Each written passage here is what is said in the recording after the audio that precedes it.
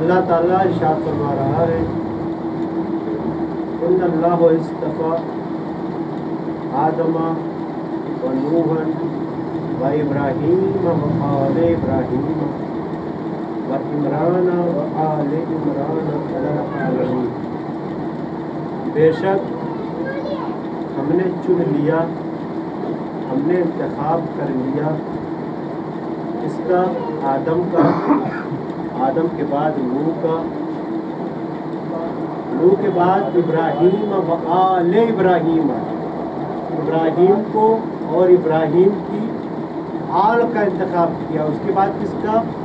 عمران و آل عمران، عمران کا انتخاب کیا اور عمران کی آل کا انتخاب کیا۔ کہاں سے انتخاب کیا؟ علی العالمین، عالمین میں سے انتخاب کیا۔ توجہ رہے آپ کی، کیونکہ واقعی بڑے پراشوب حالات چل رہے ہیں اور یہ کورونا مہاماری ہے، وبا جو پھیلی ہوئی ہے سب کو پریشان کر کے رکھ دی ہے۔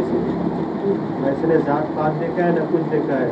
وہ الگ سی بات ہے کہ بیچ میں کچھ سیاستیں جو ہے ذات پات کو لے کے چل رہی تھی، لیکن کیا گائیڈ لائن ہے، سرکار کیا کہتی ہے، ہم کو وہ فالو کرنا ہے اور عزاداری کو بھی کرنا ہے۔ یعنی عزاداری بھی کریے اور ان کی جو گائیڈ لائن ہے اس کو بھی فالو کریے۔ عزاداری بھی نہیں رکنی پائے اور تاکہ کسی کو کہنے کا کوئی موقع نہ ملے۔ اکثر بات بڑے پر محمد والے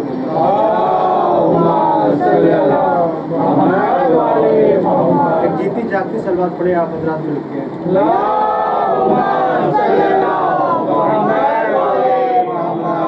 کون آ رہا ہے کون جا رہا ہے اس سے آپ مطلب مت رکھیے، آپ ہماری طرف متوجہ رہیں، کیونکہ آپ ہماری طرف متوجہ نہیں رہیں گے تو پھر ہم بھی آپ کو دیکھیں گے کہ کون کیا کر رہا ہے، پھر بات بتانے میں اور بولنے میں اچھی نہیں لگے گی۔ ایک اور سلوات پڑھے پر محمد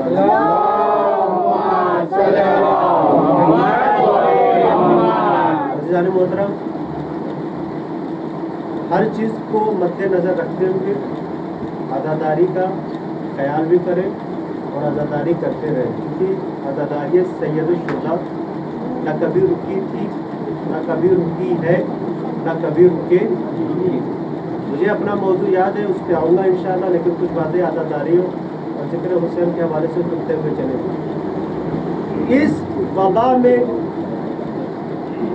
اس کورونا جو بیماری چل رہی ہے پوری دنیا میں، بہت کوشش کی گئی، کسی حد تک کوشش کی گئی کہ نہ ہو پائے ان کا پروگرام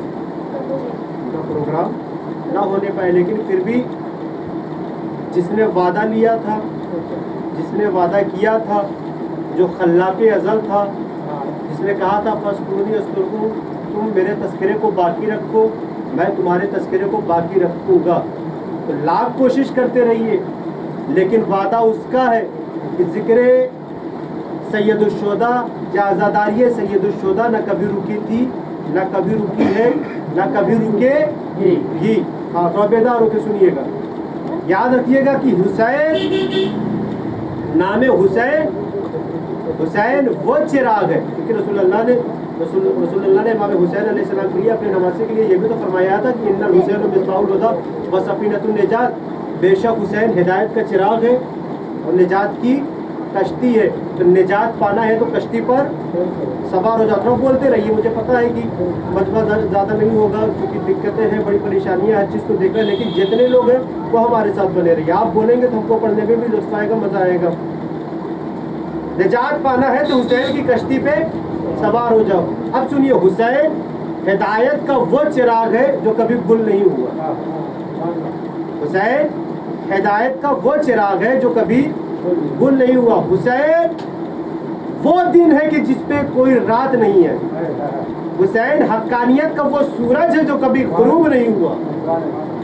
یاد رکھیے گا کہ نام حسین زندہ تھا، نام حسین زندہ ہے، نام حسین زندہ رہے گا۔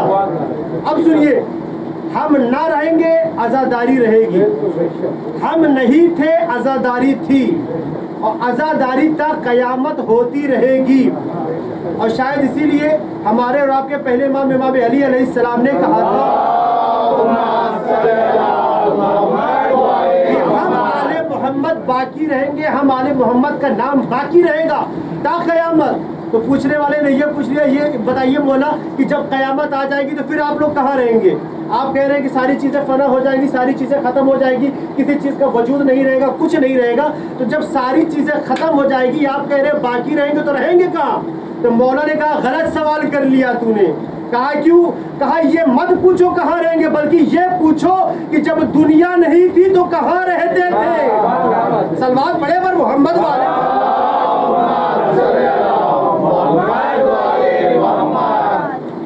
عزیزان محترم، عزاداری سید الشہداء باقی رہے گی، قائم و دائم رہے گی، لیکن جو حالات چل رہے ہیں اس میں ہم ساری چیزوں کو مد نظر رکھتے ہوئے چلیں تاکہ عزاداری سید الشہداء بھی برپا ہو جائے اور کسی کو کچھ کہنے کا موقع بھی نہ ملے۔ اچھا، آپ ایک سلوات پڑھے پر محمد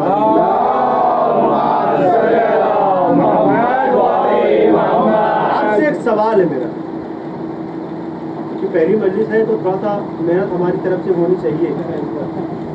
ہاں، پچھلے سال بھی 2-3 مجلسوں میں محنت ہوئی تھی، پھر اس کے بعد مجمع ساتھ دینے لگا تھا۔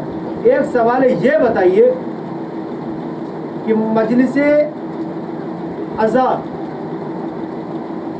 جب کسی کی 7ویں کی مجلس ہوتی ہے، 40ویں کی مجلس ہوتی ہے، برسی کی مجلس ہوتی ہے، تو ہم یہ کیوں کہتے ہیں مجلس بسلسلہ امام حسین، یعنی مجلس سید الشہداء بسلسلہ فلاں ابن فلاں، یعنی مجلس ہی کیوں رکھی جاتی ہے؟ کیوں نہیں ڈائریکٹ کھانا کھلا دیا جاتا قرآن پڑھا کے؟ حساب سے بتائیے، آج تک آپ نے کوئی ایسی مجلس دیکھی ہے کہ جس میں پہلے یہ اعلان کیا گیا ہو کہ فلاں ابن فلاں کی قرآن خوانی ہوگی؟ آپ حضرات سے گزارش ہے کہ آئیے قرآن پڑھیے، کھانا کھائیے اور چلے جائیے، لیکن مجلس نہیں ہوگی۔ سنا ہے آج تک آپ نے کہیں کسی نے بھی اعلان کیا ہے کہ ہمارے والد صاحب کی جو ہے چہلوں کی مجلس ہے، آپ دروازے پر تشریف لائیے اور فاتحہ پڑھیے، کھانا کھائیے، چلے جائیے، لیکن مجلس نہیں ہوگی؟ سنا ہے کسی غریب نے بھی اعلان کیا ہے؟ نہیں نا، انتظام تو کیا ہے نا. کیوں؟ اس لیے کہ مقدم کیا ہے مجلس حسین کو. ذرا توجہ، مجلس حسین پہلے ہوگی، نظر حسین بعد میں ہوگا. کیوں؟ اس لیے کہ مجلس ہم اس لیے برپا کرتے ہیں کہ یہاں پر شہزادی تشریف لاتی ہے اور ان کے ساتھ معصومین علیہم السلام بھی تشریف لاتے ہیں. ایک سوال پڑھے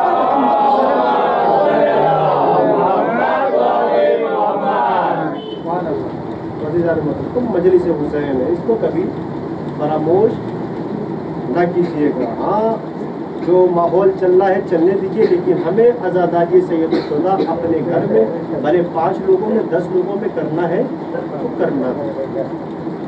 اور شاید یہی وجہ تھی کہ امام حسین علیہ السلام کو وہ 3 خاصیتیں اللہ نے عطا کی ہے کہ جو کسی کو نہیں ملی ہے. آپ کہہ رہے ہیں مولانا صاحب کیا پڑھ رہے ہیں آپ؟ خصائص امام حسین علیہ السلام سے 3 خاصیت میں آپ کے سامنے بیان کر رہا ہوں. 3 خاصیتیں اللہ نے امام حسین علیہ السلام کو عطا کی ہے، نہ کسی نبی کو دی ہے اور نہ کسی امام کو دی ہے سوائے امام حسین علیہ السلام کو. کیا؟ اللہ کا گھر کہاں ہے بتائے کوئی؟ مکے میں ہے نا، کعبے میں ہے نا. تو وہاں پر اللہ خود ضامن لیتا ہے کہ تم دعا کرنے آؤ. دیکھیے ایک بات یہ بھی بول دوں کہ دعا کبھی رد نہیں ہوتی ہے. جو یہ کہتے ہیں کہ اللہ ہماری دعا نہیں سن رہا ہے، اللہ ہماری دعا رد کر دیا، اللہ کبھی دعا کو رد نہیں کرتا. یا تو آپ کی دعا قبول کر لی جاتی ہے یا آخرت کے لیے ذخیرہ کر لی جاتی ہے. لیکن اللہ کے گھر میں بیت اللہ میں خود اللہ ضامن ہے کہ آپ کی جو سب سے قریب سب سے عزیز ایک دعا ہوگی اس کو میں قبول کروں گا. یہ اللہ کہہ رہا ہے نا. لیکن خاصیت امام حسین، خصائص امام حسین علیہ السلام دیکھیے کہ اللہ نے امام حسین علیہ السلام کو یہ مقام دیا ہے کہ جو حسین کے حرم میں جائے گا، روزے میں جائے گا، ایک نہیں جو 3 دعائیں سب سے قریب ہوں گی میں اس کو قبول کروں گا. پہلی خاصیت. دوسری خاصیت کیا ہے کوئی بتا سکتا ہے؟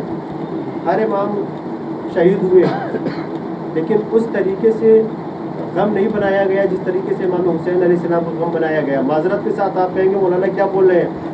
ہر امام کا جو ہے بعد والے امام نے یا حجت خدا نے جو بعد میں تھا اس نے سوم کیا، 40واں کیا، جو بھی ہوا، مجلس ہوئی، پرسہ کیا، جو بھی سارے ثواب کا تھا، لیکن اس طریقے سے نہیں جس طریقے سے امام حسین علیہ السلام کا 2 مہینے 8 دن تذکرہ ہوتا ہے. 2 مہینے 8 دن مجلس ہوتی ہے. نہ کسی انبیاء کو ملا ہے نہ کسی امام کو، صرف امام حسین علیہ السلام کو ملا ہے. آخری کیا ہے؟ آخری تیسری خصلت کیا ہے؟ تیسری خصائص کیا ہے؟ خاصیت کیا ہے؟ کہ کسی بھی مٹی کھانا کیا ہے بتائیے؟ مٹی کھانا کیا ہے؟ حرام ہے نا. مٹی کھانا حرام ہے نا. کسی بھی نبی کے قبر کی مٹی آپ نہیں کھا سکتے ہیں. ذرا توجہ سے سنیے گا.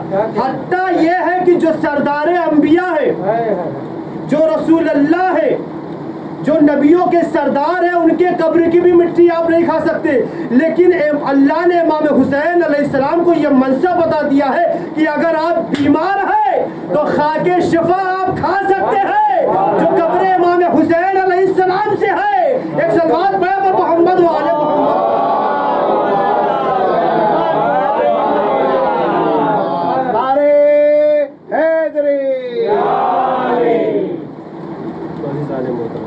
تین خاصیتیں امام حسین علیہ السلام کو عطا کی نہ کسی نبی کو ملی سوائے امام حسین علیہ السلام. اور آج یہ زمانہ یہاں تک بھی آ گیا ہے کہ کس طریقے سے حسین کے چاہنے والوں کو ماشاءاللہ سے اپنے ہندوستان میں تو ایسی کوئی بات نہیں ہے. سلوات پڑھے پر محمد والے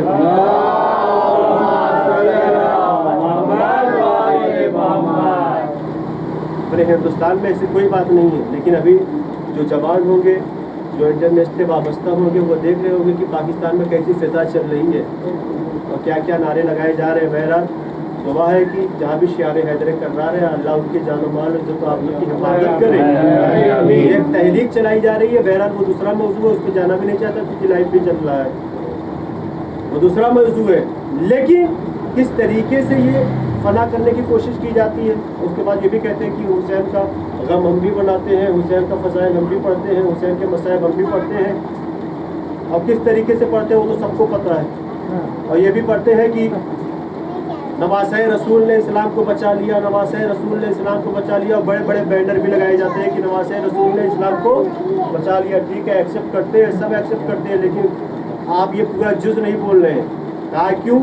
कहा इसलिए कि जब पैदा होता है लड़का तो दो रिश्ता लेके आता है, एक दादियाली रिश्ता लेके आता है, एक नानियाली रिश्ता लेके आता है। आप सिर्फ ये कहते हैं कि नवासे रसूल ने इस्लाम को बचा लिया, अरे कभी ये भी कह दिया करिए कि अबू तालिब के पोते ने सल्लल्लाहु अलैहि मोहम्मद वाले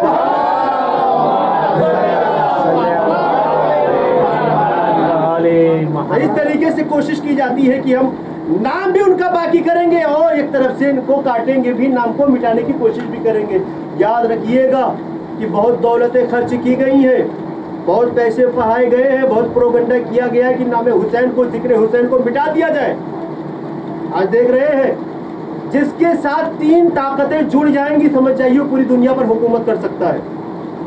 power of wealth, power of state, power of media, power of एक तो आपके सामने ही है, सलवात पड़े पर मोहम्मद वाले।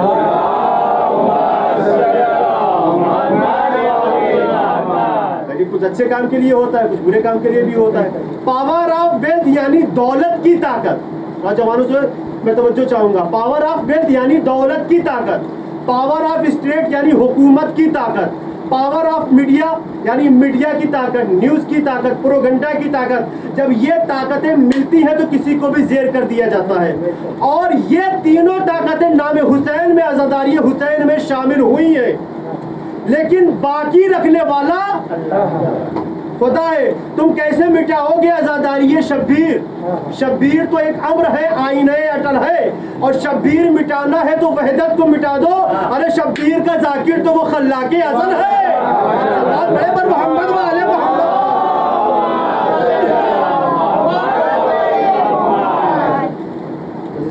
बस इसीलिए इसी आयत का इंतखाब किया जो गुज़श्ता साल मेरा मौजू भी था।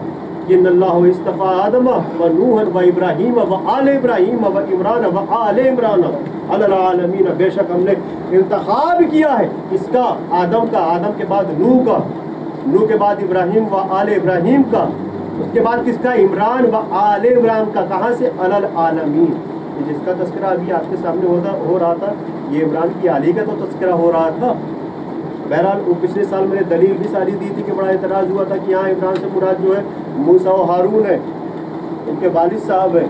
लेकिन फिर जब दलील दी गई कि ठीक है भाई आप उनसे मुराद ले रहे हैं, लेकिन यहाँ तस्करा कुरान में सूरह आले इमरान में आल का भी हो रहा है, तो आल कहाँ से लेके आओगे? तो फिर ये साबित हुआ कि इमरान की आल। फिर जब तारीख उठा के देखोगे तो इमरान की आल जो है कहाँ तक जाएगी? इमरान की आल कहाँ तक जाएगी? और शायद यही वजह है कि वक्त का मौरिख ये भी लिख रहा है कि हम आले इमरान को भी मानते हैं। सलवात पढ़े पर मोहम्मद वाले मोहम्मद।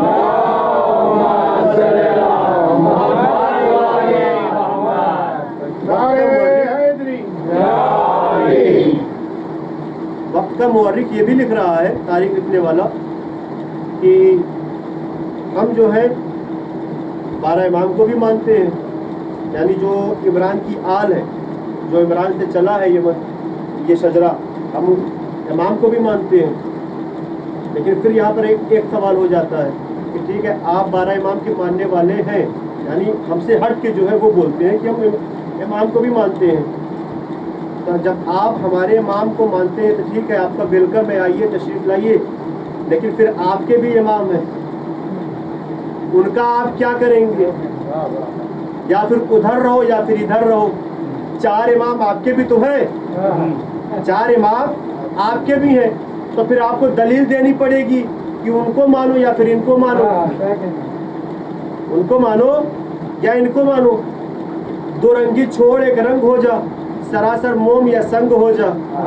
या उनको मानो या इनको नहीं, हम उनको भी मानते हैं, इनको भी मानते हैं।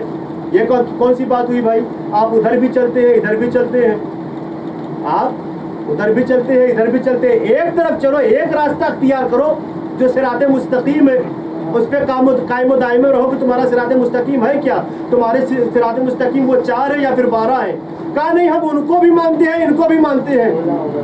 بھائی فرق کیا ہے آپ کے ماننے میں؟ ہم کہتے ہیں کہ ہم 12 کی ماننے والے ہیں, تم کہتے ہو کہ ہم 4 کو بھی مانتے ہیں 12 کو بھی مانتے ہیں. کوئی ایک انتخاب کرو جو تمہاری نظر میں ہو. کہا نہیں, ہم ان کو بھی مانتے ہیں ان کو بھی مانتے ہیں, لیکن ایک فرق ہے, ذرا توجہ. کیا فرق ہے؟ کہا ان کو بھی مانتے ہیں ان کو بھی مانتے ہیں.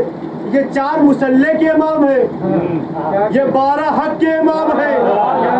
یعنی زبان سے خود بول رہے ہیں, 4 مصلح کے امام ہیں 12 حق کے امام ہے. بھائی 12 حق کے امام ہے تو حق کے مقابلے میں مصلح نہیں آتا, حق کے مقابلے میں ناحق آتا ہے. سلمان بڑے پر محمد والے محمد.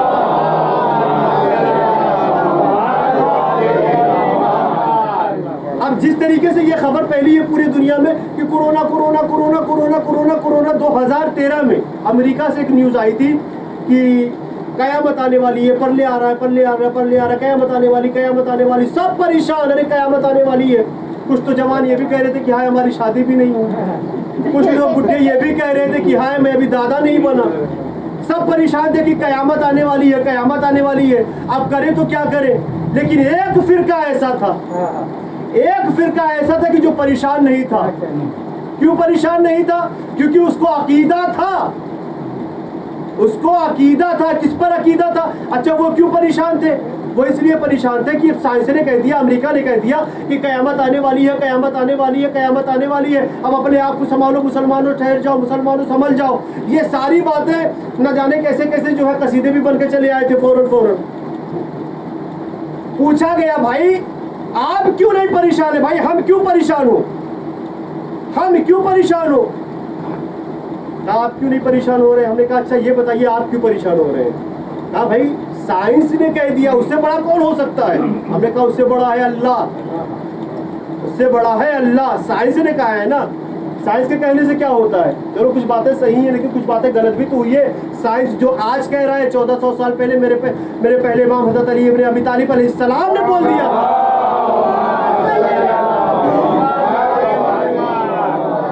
یہ تو آپ بول رہا ہے. اچھا آپ پریشان کیوں نہیں ہیں؟ ہم نے کہا ایک سوال بتاؤ, تمہارا اصول دین کیا ہے؟ تمہارا اصول دین کیا ہے؟ کہا اول توحید. ذرا غور سے سنیے گا. اول توحید ان کا, اول توحید, دوسرے عدل, تیسرے نبوت, چوتھے قیامت. اپنا نہیں بیان کر رہا ہوں, شیعہ اثنا عشری والا عقیدہ نہیں بیان کر رہا ہوں, شیعہ اثنا عشری والا اصول دین نہیں. وہ کہتے ہیں, جب ہم نے پوچھا, کہتے ہیں اصول دین اول توحید, دوسرے عدل, تیسرے نبوت, چوتھے قیامت. بھیا تو پھر قیامت آپ کے لیے شروع ہو گئی ہے. کہا کیسے؟ کہا نبوت کے بعد آپ کی قیامت ہے. سن 11 ہجری میں رسول اللہ چلے گئے تو رسول اللہ کے جانے کے بعد قیامت ہر موڑ پر ہر منزل پر تمہارے لیے منہ کھولے کھڑی ہے. کہا آپ کیوں نہیں ڈرتے؟ ہم نے کہا ہم اس لیے نہیں ڈرتے کہ نبوت و قیامت کے درمیان امامت کے بہترین رشتے کو مانتے ہیں. ہمارا پہلا جب تک نہ کہہ دے گا سورج غروب نہیں ہو سکتا, ہمارا آخر جب تک نہ کہہ دے قیامت نہیں آ سکتی. صلوات پڑھے پر محمد والے.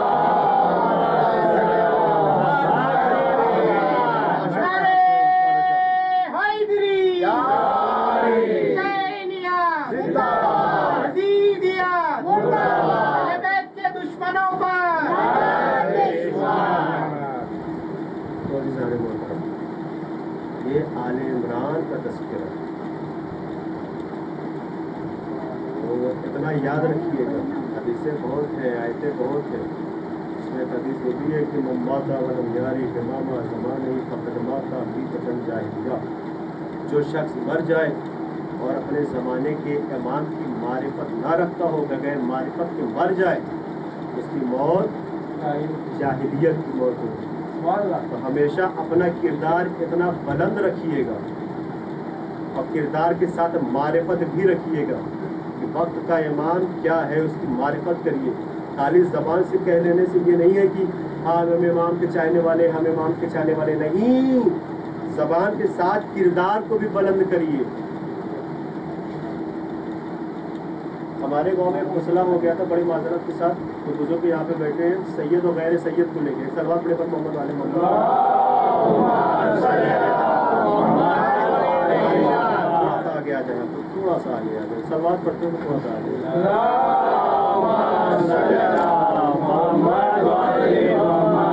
چھوٹی سی گزارش یہ بھی ہے کیونکہ کہا بھی گیا ہے کل سے آپ حضرات جو ہے جن کے پاس نہیں ہے وہ بھی ماسک کے ساتھ آئے, گلے مت لگائیں, لیکن سیفٹی کے ساتھ آئے تاکہ اگر کوئی راؤنڈ وغیرہ پہ بھی آئے تو کسی کو کچھ کہنے کا موقع نہ ملے. لہٰذا اپنی سیفٹی کے ساتھ آئیے گا, کسی کو کہنے کا کچھ موقع نہ ملے. اور یہ جو ہمارا سلسلہ یہاں پہ قائم و دائم ہے 50 سال سے, یہ بھی قائم و دائم رہے. سلوات پڑھے پر محمد والے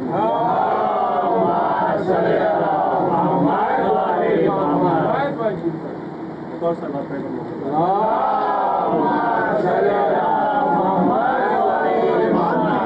ضروری ہے کردار ہمیشہ آپ بلند کریے گا.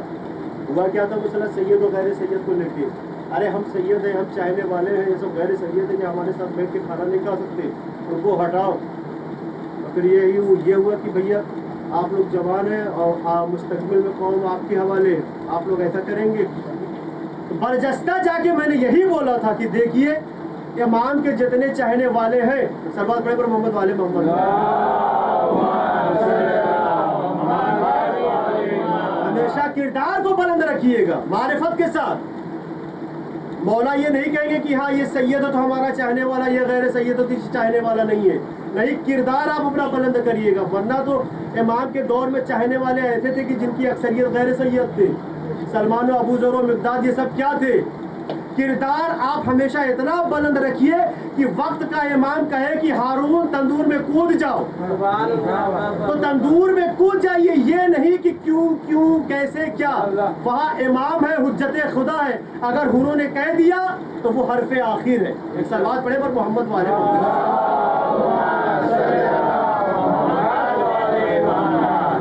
ہمیشہ کردار کو بلند رکھیے اور امام کی معرفت ضروری ہے. اس لیے میں نے اس آیت کو جو ہے چنا ہے کہ بے شک اللہ نے سب سے پہلے آدم کا چنا, آدم کا انتخاب کیا, اس کے بعد نوح کا, نوح کے بعد ابراہیم و آل ابراہیم کا, اس کے بعد عمران و آل عمران کا انتخاب کیا. کہاں سے؟ علی العالمین. قرآن مجید کی سورہ آل عمران کی 33ویں سے 34ویں آیت ہے یہ, جس میں اللہ تعالیٰ یہ ارشاد فرما رہا. واقعی آل عمران نے اسلام کے لیے یا عمران کی آل نے وہ قربانیاں دی ہیں کہ آج وقت کا مورخ یہ کہنے پہ بھی مجبور ہو گیا ہے کہ ہاں یقیناً آل عمران نے قربانیاں دی ہیں اسلام کے لیے. میں نے ابھی کہا نا کہ پاکستان میں جو باہر چل رہا ہے بہرحال شیعوں کی اللہ حفاظت کرے وہاں پہ, لیکن وہاں پہ ایک نیا گروپ بھی چالو ہو گیا ہے وہاں پہ جو ان کے اپوزٹ ہو گیا ہے. بہرحال ان کا اپنا مسئلہ ہے, لیکن وہ اپوزٹ اس لیے ہوا کہ چونکہ وہ دور تک دیکھ رہا ہے, وہ دور تک دیکھ رہا ہے کہ آگے کیا حالات ہونے والے ہیں, اور اس لیے انہوں نے عمران و آل عمران کا تذکرہ وہاں پہ شروع کر دیا ہے کہ اگر اپنے آپ کو بچانا ہے, اگر نجات پانی ہے تو آل عمران کے ساتھ ہو جاؤ. ایک سلوات پڑھے پر محمد والے محمد.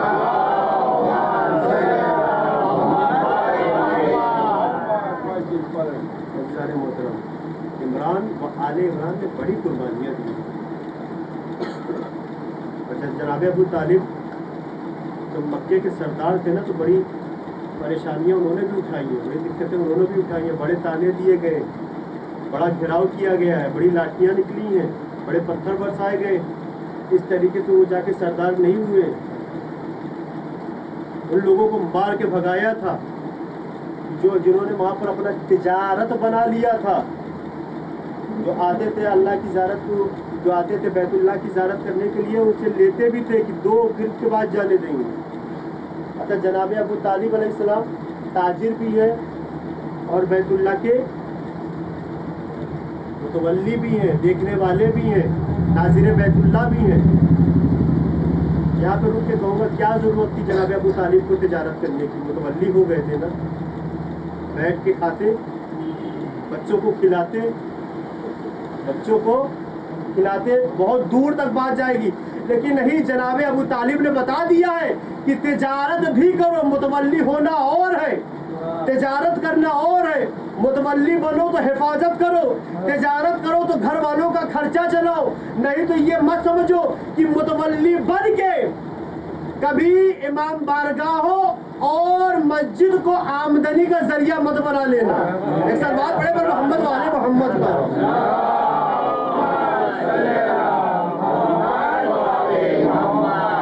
محترم، آل عمران کا تذکرہ ہے، کیونکہ پچھلے سال گزشتہ سال جو ہے بہت سی باتیں ہوئی تھی، لیکن آج جہاں سے شروع کر رہے ہیں آپ شروع کرتے ہیں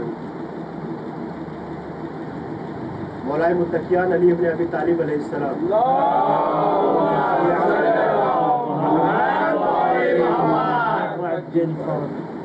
تیسری کی خلافت ہے، یہ کوشش ہے ہماری کہ خلافت عثمانیہ سے اور امام حسین علیہ السلام تک ہماری ہسٹری، ہماری تاریخ کیا رہی ہے۔ کیونکہ آج پہلی مجلس ہے تو تھوڑا سا آپ کو بیدار کرنے کے لیے، تھوڑا سا جگانے کے لیے وہ ساری باتیں بھی کہی جو ضروری تھی، لیکن خلافت عثمانیہ سے لے کر ایک ایک پہلو پر کیا سازش تھی، کیا رچا جا رہا تھا، کیا نہیں تھا، امام حسین علیہ السلام تک وہ تاریخ کیا تھی، میری کوشش یہی ہے کہ روز اس پہ آپ کے سامنے گفتگو ہوگی۔ خلافت عثمانیہ ہے اور مولا کہاں پہ؟ مدینے میں بیٹھے ہوئے، ساری باتیں ہو رہی ہیں، اور ولید کو بنا دیا ہے کیا؟ امام جماعت، نماز پڑھانے کے لیے۔ کون ولید؟ جو شرابی ہے، جو جواری ہے، اور جو فعل بد کو عام لوگوں کے سامنے کرتا ہے، لیکن ایسی حکومت ہے کہ کوئی بولنے والا نہیں ہے۔ یہ میں کہاں سے پڑھ رہا ہوں؟ کتاب کا نام ہے دیوان امیر المومنین، دیوان امیر المومنین۔ خود مولا نے وہ لکھا ہے کہ زمانے سے کیا ہوا، میرے زمانے میں کیا ہوا ہے، میرے زمانے میں کیا ہوا ہے۔ اور شاید یہی وجہ تھی کہ مولا علی علیہ السلام کا وہ جملہ بھی ہے کہ میں رسول اللہ کے ساتھ ایسے رہا ہوں جیسے اونٹنی کا بچہ اپنی ماں کے ساتھ رہتا ہے۔ کیوں نہیں کسی اور جانور سے مشابہت تھی؟ کیوں نہیں دوسری مثال دی؟ بکری کے بچے سے بول دیتے، لیکن نہیں، بکری کا بچہ یہاں کودتا ہے، وہاں کودتا ہے، وہاں کودتا ہے، کبھی زمین پہ کودتا ہے، کبھی چوترے پہ چڑھتا ہے، کبھی پہاڑ پہ چڑھ کے جاتا ہے، لیکن اونٹ کا بچہ ہمیشہ اپنی ماں کے ساتھ رہتا ہے، کبھی الگ نہیں ہوتا ہے۔ اور مولا علی علیہ السلام کی زندگی جب تک رسول اللہ تھے تب تک رسول اللہ کے ساتھ تھے، اس لیے ویسی مثال دی مولا نے۔ اور جب عثمان کی حکومت تھی، ایک سلوات پڑھے پر محمد والے محمد، تیسری خلافت تھی، حکومت نہیں معاذ اللہ، تیسری خلافت تھی، تو ایک شخص مولا علی علیہ السلام کی خدمت میں آ کے کہتا ہے کہ مولا یہ بتائیے کہ انسان کیا ہے، انسان کیا ہے، انسان کے بارے میں بتائیے۔ مولا نے کہا کہ انسان کے بارے میں تجھے کیا بتاؤں، انسان کے بارے میں تجھے کیا بتاؤں، اگر انسان کے بارے میں پوری تعریف کرنے لگوں تو اتنا یاد رکھ لو کہ کئی دن گزر جائیں گے، عرصہ ہو جائے گا، لیکن انسان کے بارے میں اس کا تذکرہ کم نہ ہوگا۔ بس اتنا یاد کر لو، خطبہ نجم البلاغہ حکمت، مولا ارشاد فرماتے ہیں کہ ینظرو، یعنی یہ انسان کیا ہے، ینظرو بے شہمن، یتکلم بے لہمن، یتفنس من خرمن، جسم بے وزنی، یعنی انسان وہ ہے کہ ینظرو بے شہمن، دیکھتا ہے چربی سے۔ آپ کہیں گے آگ سے نہیں، آگ سے نہیں، یہ چربی ہے۔ مولا کہہ رہے ہیں بس اتنی سی چھوٹی سی تعریف جان لو تو تم کو پوری حقیقت پتہ چل جائے گی کہ انسان ہے کیا۔ کہا ینظرو بے شہمن، یعنی انسان دیکھتا ہے کس سے؟ چربی سے۔ یتکلم بلحمین، اور کلام کرتا ہے، بات کرتا ہے کس سے؟ زبان سے نہیں، گوشت کے لتڑے سے۔ یہ جو زبان ہے نا، یہ گوشت کا ایک لتڑا ہے۔ مولا بتا رہے ہیں کہ انسان کی اوقات دیکھو، انسان ہے کہاں پہ، جو اپنے آپ کو اتنا اعلیٰ سمجھتا ہے۔ انسان کو دیکھو، دیکھتا ہے چربی سے، کلام کرتا ہے گوشت کے ٹکڑے سے، اور اس کے بعد کہا یتنفسو من خرمن، اور سانس لیتا ہے کس سے؟ سوراخ سے. یہ جو ہے نا یہ سوراخ ہے, مولا کا قول ہے, یہ میری کوئی جملے بازی نہیں ہے. سانس لیتا ہے کس سے؟ سوراخ سے. وَيَسْمَعُ بِأُذْنٍ, اور سنتا ہے کس سے؟ کان سے نہیں, ہڈی سے.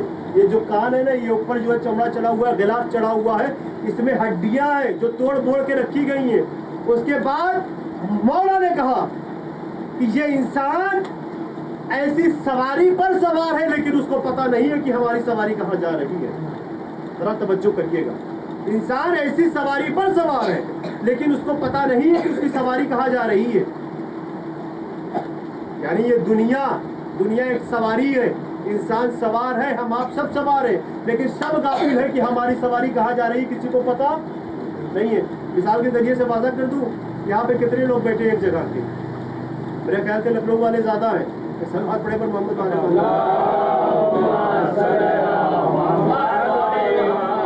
کسی ایک ٹرین کا آپ نے انتخاب کیا, آپ کا جانا ہوا لکھنؤ.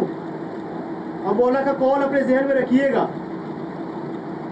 یہ دنیا ایک سواری کی مانند ہے, انسان سوار ہے, لوگ سوار ہیں, لیکن ان کو پتہ نہیں کہ ہماری سواری کہاں جا رہی ہے, غفلت میں ہے.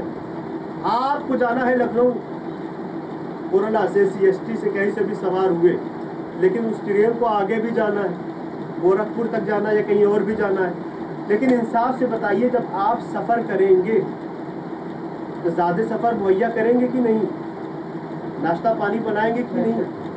پانی کی بوتل رکھیں گے, بیگ ہموار کریں گے, 2-4 جوڑا کپڑے رکھیں گے کہ نہیں؟ رکھیں گے نا. مولا کا قول ہے آپ کے ذہن میں, ذہن کو بیدار کر کے مولا کے اس قول کو یاد کر کے اس مثال کو سنیے. ساری چیزوں کو آپ رکھتے ہیں, یہاں تک کہ آپ موبائل بھی چارج کر لیتے ہیں, موبائل چارجر بھی رکھ لیتے ہیں, اور جب ٹرین میں ڈسچارج ہو جاتا ہے تو پھر چارج بھی کر لیتے ہیں. ٹائم پاس کرنے کے لیے نیوز پیپر بھی لے لیتے ہیں. مولا نے کہا کہ دنیا سوار کی مانند ہے, لیکن دنیا ایک ایسی سواری ہے کہ لوگ سوار ہیں لیکن ان کو پتہ نہیں کہ ہماری سواری کہاں جا رہی ہے. ویسے ہی ہے کہ جب ٹرین چلی, آپ کی آخری منزل ہے لکھنؤ کی, لکھنؤ ہم کو اترنا ہے, لیکن لکھنؤ سے پہلے آپ کو آ گئی نیند, آپ سو گئے, آپ سو گئے, غفلت میں ہے, سو گئے. آپ کو پتہ نہیں کہ ہماری منزل آنے والی ہے, لیکن جیسے ہی لکھنؤ اسٹیشن پر ٹرین رکی تو کسی نے کہا کہ اٹھیے. آپ ببلا کے اٹھے, ارے کیا ہو گیا؟ کہا بھیا آپ کی منزل آ گئی, آپ کو لکھنؤ اترنا تھا. کہا ہاں لکھنؤ اترنا تھا. کہا لکھنؤ آ رہا ہے, اور ٹرین نے ہارن بھی دے دیا ہے.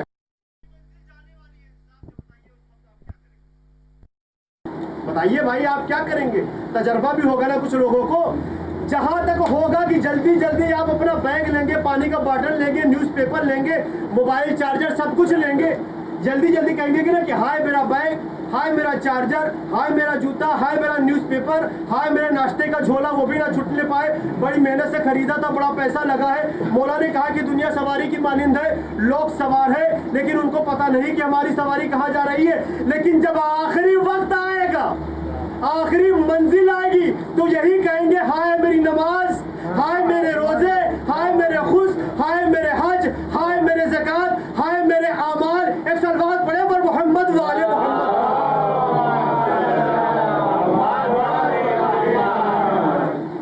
ایک اور صلوات پڑھے پر محمد والے محمد.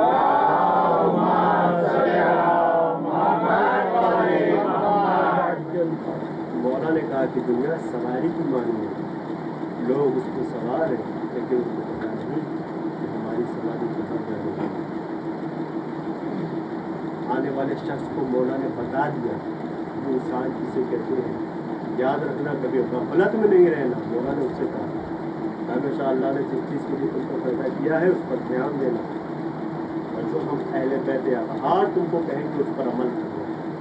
یاد رکھنا کہ ہم اپنی مرضی سے نہیں بولتے ہیں, جو اس کا حکم ہوتا ہے ہم اس کو بتاتے ہیں.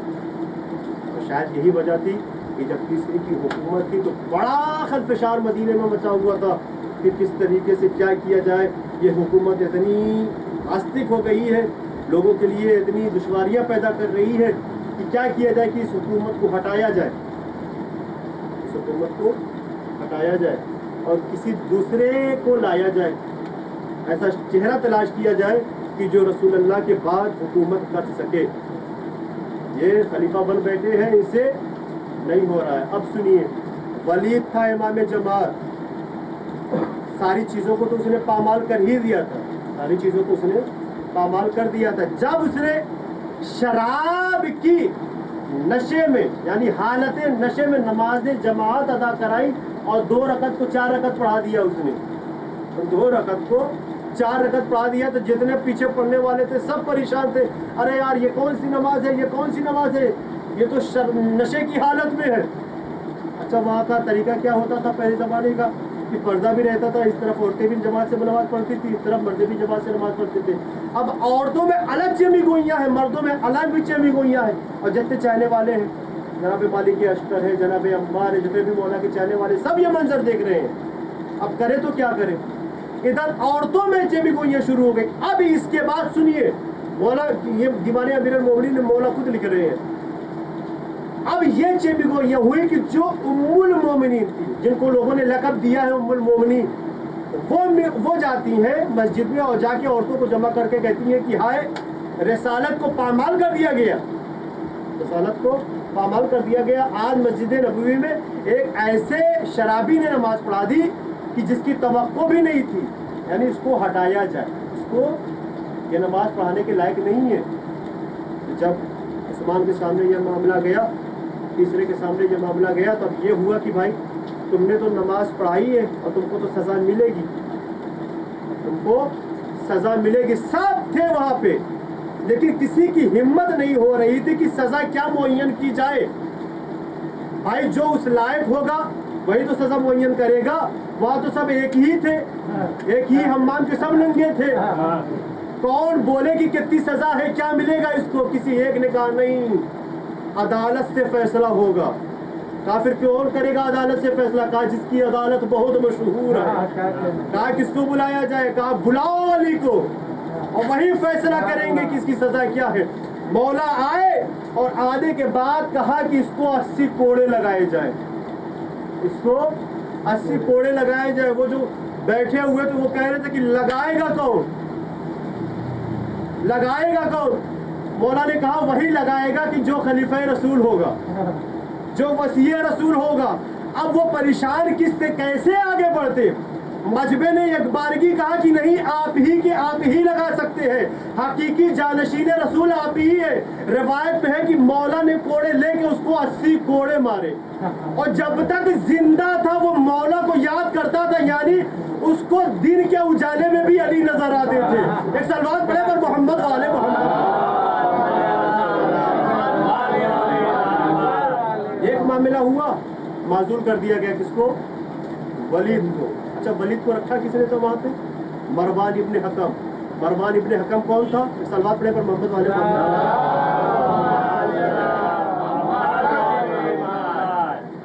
मेरी यही कोशिश है कि सारी चीज़ों को स्टेप बाय स्टेप वहाँ तक लेके आऊँ।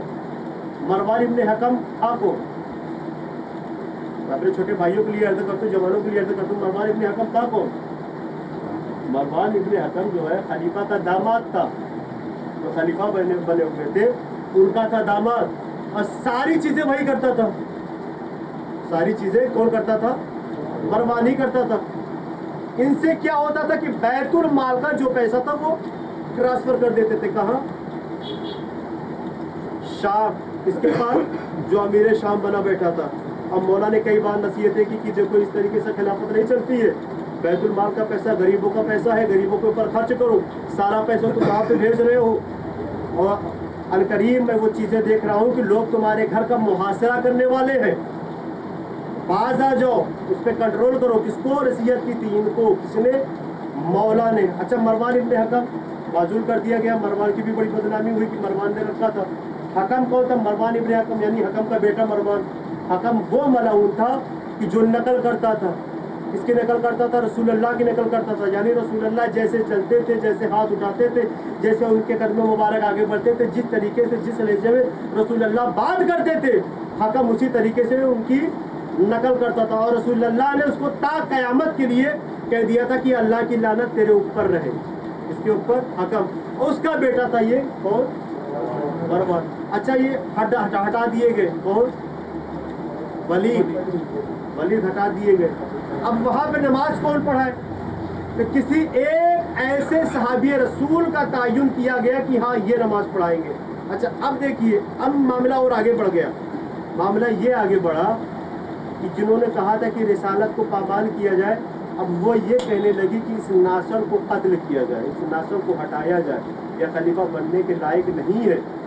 اور جنہوں نے لقب دیا تھا ام المومنین کا, اس ام المومنین نے کہا اس کے لیے ان کے لیے اس ناصر کو قتل کیا جائے, یہ ناصر خلیفہ بننے کے لائق نہیں ہے, اس نے جو ہے ساری چیزوں کو پامال کر دیا ہے مدینے میں.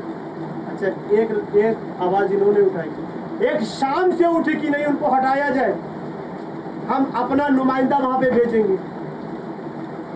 قتل عثمان میں کس کا ہاتھ تھا؟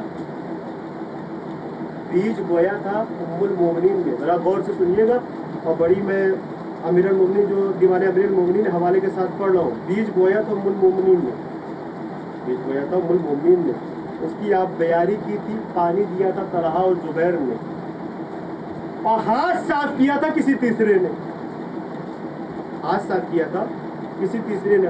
اور شاید یہی وجہ تھی کہ جب آخری وقت تھا اور ان کا محاصرہ کر لیا گیا تھا چاروں طرف سے, ان کا محاصرہ کر لیا گیا تھا, تو مولا نے کہا تھا کہ نہیں یہ غلط ہے, وہ ظلم کر رہا ہے ٹھیک ہے, لیکن اس کے ساتھ جو ہو رہا ہے وہ غلط ہو رہا ہے. یعنی اس پہ پانی بند کر دیا گیا تھا, اس پہ تیسرے پہ پانی بند کر دیا گیا تھا. تو مولا نے لوگوں سے کہا تھا کہ نہیں یہ غلط ہے, مولا نے خود اس کو لے جا کے پانی پلایا تھا اس کو, اور وہاں بھی نصیحت کی تھی کہ دیکھو ابھی بھی سنبھل جاؤ, یہ لوگ جو تمہارے خلاف ہیں تمہارے مطیع ہو سکتے ہیں, لیکن جیسا میں کہہ رہا ہوں اس طریقے سے حکومت چلاؤ. اور اس کے بعد خاندان بنی ہاشم کے جوانوں کو اس کے گھر کے سامنے رکھ دیا تھا کہ خبردار کوئی اندر جانے نہ پائے, کیونکہ پورے مدینے والے ننگی تلواریں لے کے اس کے گھر کے پاس آ گئے تھے کہ نہیں اس کو ہٹاؤ, یہ خلیفہ بننے کے لائق نہیں ہے, اس کی جان کو خطرہ ہو گیا تھا. لیکن مولا نے خاندان بنی ہاشم یعنی جوانوں کو, خاندان بنی ہاشم کے جوانوں کے سامنے رکھ دیا تھا کہ اس کو کوئی آنچ نہ آنے پائے. لیکن پھر بھی جو یہ ایک سازش تھی جنہوں نے یہ صدا بلند کی تھی کہ قتل کرو ہٹاؤ, یہ بولتے ہی رہ گئے اور معاملہ کسی تیسرے نے صاف کر دیا. یعنی کیا ہوا, وہ واصلے جہنم ہو گئے. سر بات پڑے پر محمد والے محمد.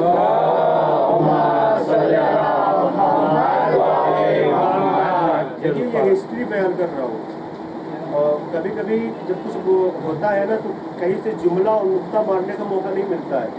تو آپ بھی سوچ رہے ہوں گے کہ مولانا کیا پکا رہے. نہیں, میں اپنی ذمہ داری کے ساتھ پڑھ رہا ہوں اور بڑی تیاری کے ساتھ پڑھ رہا ہوں. تھوڑا سا جو ماحول چل رہا ہے وہ اس کا بھی خیال رکھنا ہے. اب بیچ میں آپ نعرہ بھی لگاتے رہیں گے, جملے آئیں گے, نقطے بھی آئیں گے, جیسا ہوتا ہے, لیکن ہسٹری کو سنتے ہوئے چلیے. بہت سخت ضرورت ہے اس کی, بہت ہی زیادہ سخت ضرورت ہے کہ ہماری ہسٹری کیا ہے, ہمارے اماموں کی ہسٹری کیا ہوا کیا ہے اس زمانے میں. اچھا آپ قتل کر دیے گئے, اب مین سازش دیکھیے کہ کس طریقے سے سیاست ہوتی ہے, کس طریقے سے سازش ہوتی ہے. سازش کیا ہوئی, ابھی تک جو بول رہی تھی کہ اس کو ہٹاؤ, کون بول رہا تھا بتائیے, بول رہی تھی نا کہ اس کو ہٹاؤ, یہ خلیفہ بننے کے لائق نہیں ہے, اس نے ساری رسالت کو پامال کر دیا ہے. ایک صدا شام سے اٹھی تھی, طلحہ زبیر الگ تھے کہ اس کو مار کے ہم حاکم بن جائیں گے مدینے کے یا کوفے کے, یہ ساری باتیں تھیں. مدینے کے لوگ خود اس کے خلاف ہو گئے تھے. اب جب اس کو ہٹا دیا گیا تو لوگوں نے کسی ایک چہرے کو تلاش کیا کہ جو حاکم بننے کے لائق تھا, اور لوگ اس کے قتل کے بعد ایک ہی جگہ گئے. کہاں پہ گئے؟ در علی پر آئے اور آ کے مولا کو سلام کیا, علی آپ اپنا ہاتھ آگے بڑھائیے, ہم آپ کے ہاتھ پر بیعت کرتے ہیں, اور یہ ہماری شرط ہے. مولا نے کہا کہ نہیں یہ شرط میری نہیں, تمہاری نہیں مانوں گا. یعنی اللہ اور کتاب اور سنت رسول پر تو عمل کر سکتا ہوں, لیکن سیرت شیخین پر عمل نہیں کروں گا. اگر منظور ہے تو ٹھیک ہے, نہیں تو جاؤ کسی ایسے کا چہرہ تلاش کرو کہ جو تمہارے لیے حاکم ہو سکے. سب نے کہا ٹھیک ہے ہم کو منظور ہے. مولا کو حاکم بنا دیا, بڑے استقبال کے ساتھ مولا کو لے کر مسجد میں آئے, اور مسجد میں آنے کے بعد سب نے اقرار کیا کہ آپ ہمارے حاکم ہیں. صلوات پڑھے پر محمد والے.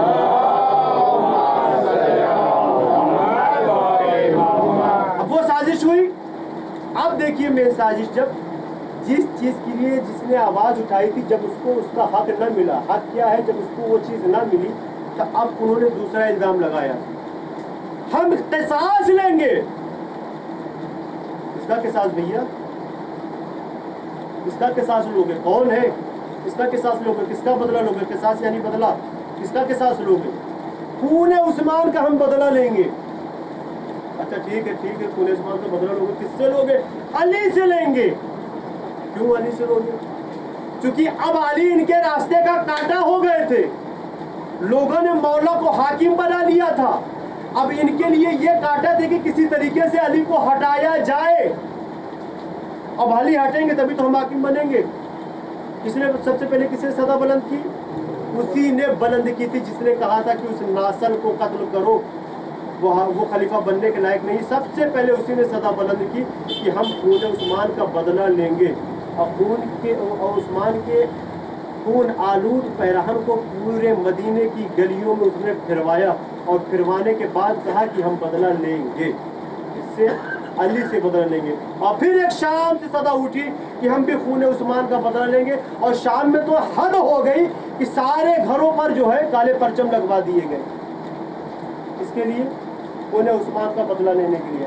अब मामला ये हुआ कि जो उम्मुल मोमिनीन थी, उनके साथ तलहा भी चले गए, उनके साथ जुबैर भी चले गए, उनके साथ वलीद भी चले गए, उनके साथ मरवान इब्ने हकम भी चले गए। अब नतीजा क्या निकला कि अली को हटाओ।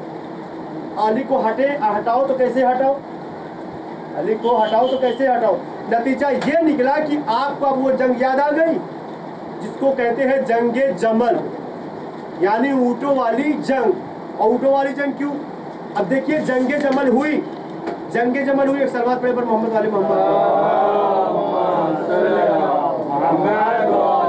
जंगे जमल हुई, मौला के लश्कर को फतेह मिली, कामयाबी मिली। जरा इधर तवज्जो करिएगा। मौला के लश्कर को फतेह मिली, मौला के लश्कर को कामयाबी मिली। कहाँ? जंगे जमल में। सिपाही इधर के भी शहीद हुए, उधर के भी कत्ल हुए, मारे गए। लेकिन मौला ने उम्मुल मोमिनीन को बाइज्जत मदीने भेज दिया। ये एहतराम था मौला ने एहतराम किया और उनको भेज दिया। कहाँ पे? मदीने भेज दिया। इंसाफ से बताइए, वो अली जिसको इतना एहतराम था कि बहुत सी भी हिस्ट्री बाकी है और एक ही सारी बयान भी नहीं हो सकती, और वक्त भी हो चुका है, और वक्त इशारा भी कर रहा है कि मैं धीरे धीरे अपनी मंजिल की तरफ आऊँ। जंग जमल हो गई, फतह भी मिल गई, कामयाबी भी मिल गई मौला को। वो ऊँट जो जंग जमल के नाम से मशहूर हुआ, यानी ऊँटों वाली जंग, वो ऊँट लोगों के लिए एक मस्खरा बन गया था। यानी उसके लिए एक रवायत कर दी गई थी कि जो वहाँ पे ऊँट की एक मेगनी पाएगा उसको एक जन्नत मिलेगी। यानी ऊँट जहाँ बैठता था, जैसे उठता था, तो ऐसा लगता था कि किसी चीज़ की लूटपाट हो रही है। यानी लोग दौड़ते थे कि एक मेगनी हमको मिल जाए, एक मेगनी हमको मिल जाए, एक मेगनी हमको मिल जाए। मौला ने जैसे ही फतेह कामयाबी हुई, मौला ने उसको उसके पैरों को काटा, और काटने के बाद कहा कि इसको आग के हवाले कर दो, क्योंकि ये फितने का सबब है। एक सलवात पढ़े पर मोहम्मद वाले नया फितना पैदा हो रहा था लोगों के दरमियान। मौला ने उस फितने को ख़त्म किया और उनको बाइज्जत मदीने भेजा। वाकई कितनी अदालत से मौला ने काम किया। चाहते थे तो किसी और तरीके से जवाब दे सकते थे, इशारा कर देते कि खत्म करो, लेकिन फिर एक मसला हो जाता कि हाँ, अली ने औरत को भी ना छोड़ा, उसको भी शहीद कर दिया। दुश्मन तो ऐसे थे कि पूछिए मत, सियासत तो ऐसे और सियासत ऐसी हो रही थी। इंशाल्लाह फिर बयान की जाएगी आपके सामने, तो सारी चीज़ें आपके सामने। बस ये याद रखिएगा कि जंगे जमल तक आज मरहला पहुंचा था जितनी साजिश रची गई थी। अब जंगे जमल के बाद क्या होता है?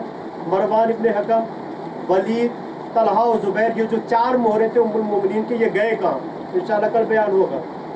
इंसाफ से बताइए कि अली ने इतनी अदालत से काम किया, ये कैसे हो सकता है कि उसी अली की आल को करबला के मैदान में 3 दिन का भूखा प्यासा शहीद कर दिया गया। और शायद यही वजह थी कि इमाम हुसैन अलैहिस्सलाम के जो सहाबी थे, जो चाहने वाले थे, हम वक्त इमाम हुसैन अलैहिस्सलाम के साथ रहते थे, मौला हम आपके साथ हैं, हम आपके साथ हैं।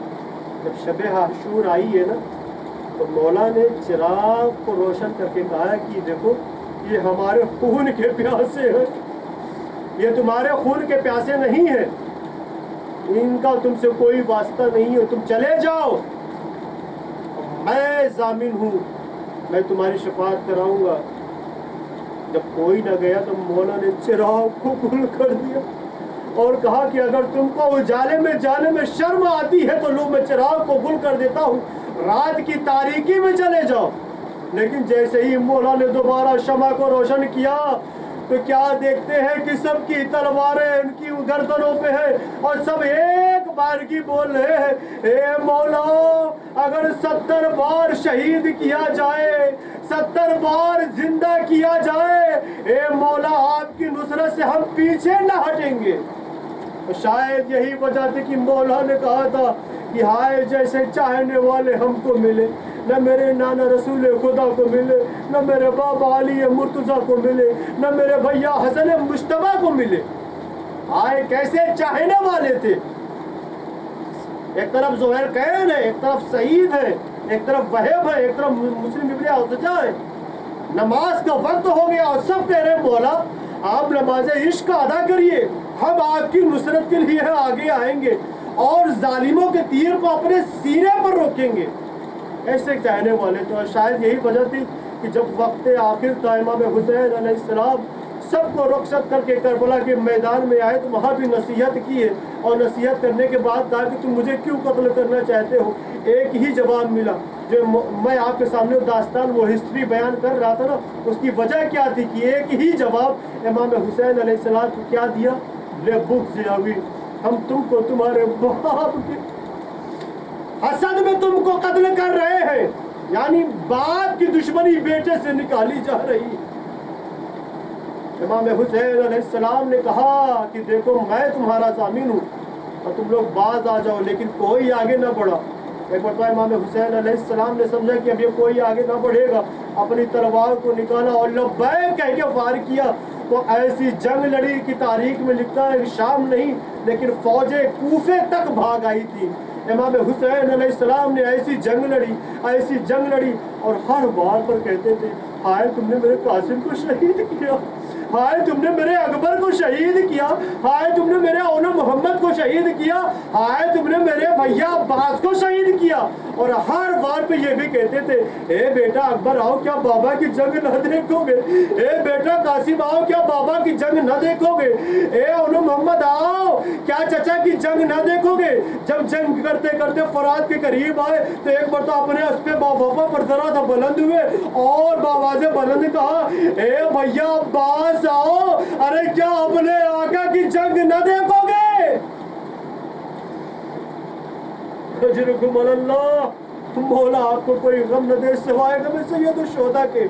امام حسین علیہ السلام نے ایسا وار کیا کہ فوج یزیدی میں الحفیظ علماء کی صدائیں بلند ہونے لگی، لیکن ایک آواز غیبی آئی اے حسین طاقت کے جوہر دکھا چکے، ذرا صبر کے جوہر دکھاؤ۔ امام حسین علیہ السلام نے جیسے ہی اس آواز غیبی کو سنا اپنی تلوار کو نیام میں رکھنا رکھا، ہائے جیسے ہی تلوار کو نیام میں رکھا ساری بھاگی ہوئی فوجیں واپس پلٹ آئی۔ ارے سب نے یک بارگی نوازے رسول پر ابو طالب کے پوتے پر حملہ کیا۔ ارے کوئی نیزے سے وار کرتا تھا، کوئی تیر سے وار کرتا تھا، کوئی تلوار سے وار کرتا تھا۔ ارے جس کے پاس کچھ نہ تھا وہ جھولیوں میں پتھریں بھر کے مولا پر وار کرتا تھا۔ ہائے میرا مولا اپنے اسپے باوفا پر سنبھل نہ سکا، زمین کربلا پر تشریف لایا، نہیں زیارت نائیہ میں امام زمان آواز دیتے ہیں اور یہ کہتے ہیں سلام ہو میرا اس جد امجد پر۔ ارے ہائے جس کا لاشا نہ ذیل پر تھا نہ زمین پر تھا بلکہ تیروں پر معلق تھا۔ اجرکم اللہ، مولا آپ کو کوئی غم نہ دے سوائے غم سید الشہداء کے۔ بس آخری جملہ سنیے، امام حسین علیہ السلام کی شہادت ہو جاتی ہے، خیموں کو لوٹ لیا جاتا ہے، آگ لگا دی جاتی ہے، آخر میں جناب فضہ، بس آخری جملہ سنیے انشاءاللہ بہت روئیں گے۔ کتاب مقتل ابی مخنف اس میں یہ روایت لکھی ہوئی ہے کہ جناب فضہ نے ایک بار کی آواز دی شہزادی ارے غضب ہو گیا، جناب زینب نے کہا فضا اب کیا غضب ہوگا، آئے میرے ماجائے کو شہید کر دیا، آئے میری آل کو شہید کر دیا، خیمے میں آگ لگا دی، چادریں چھن لی، سکینہ کو تباچے لگائے گئے، گوشوارے چھن لیے گئے، اب اس سے بڑا غضب کیا ہو سکتا ہے؟ اے فضا اب کیا ہوا؟ کہا اے شہزادی، ارے اشکیا میں یہ صدا دی گئی ہے کہ لاشوں کو پامال کیا جائے،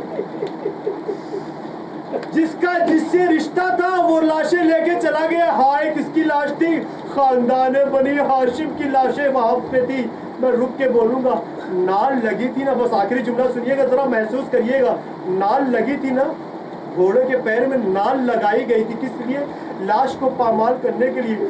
ذرا اپنے دل کو قابو میں رکھیے گا، نال 3 قسم کی ہوتی ہے، نال 3 قسم کی ہوتی ہے، ایک نال وہ لگائی جاتی ہے کہ جس سے گھوڑا چلتا ہے، ایک نال وہ لگائی جاتی ہے کہ جب گھوڑا ذرا بلندی پر چڑھتا ہے، پہاڑ پر چڑھتا ہے تو گھوڑے کے پیر پھسلے نہ، اس لیے وہ نال لگائی جاتی ہے۔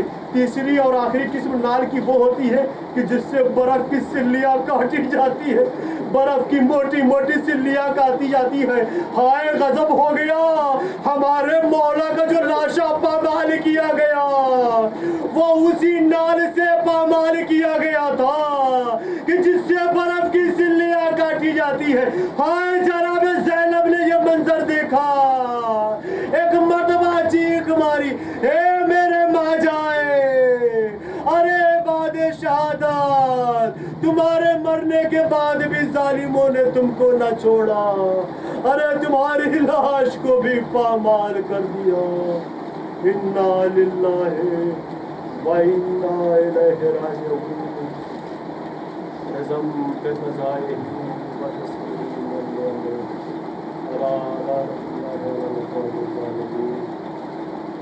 آپ حضرات سے گزارش ہے کہ ایک مرتبہ سورہ الحمد اور 3 مرتبہ سورہ اخلاص کی تلاوت فرما کر مرحوم سید رئیس احمد موسوی ابن حسن علی، مرحوم اظہار الحسن، مرحوم وزیر جانی ابن اصغر علی، مرحومہ چندہ بیگم بنت میاں جانی، مرحومہ شبنم بنت رئیس احمد، مرحومہ قمر جہاں، مرحومہ تبسم، مرحومہ اختر ابن امیر رضوی، جاوید ابن صادق، جاوید ابن میاں جانی، مرحوم سید صغیر، مرحومہ روشن جہاں، مرحوم اقبال حسین ابن اکبر علی، مرحوم حسن علی، مرحوم سید دلبر حسین ابن سید ارشاد حسین، اور جملہ مرحومین کی روح کو پڑھ کے ایصال کر دیجیے۔ اللہم صلی علی محمد و علی محمد۔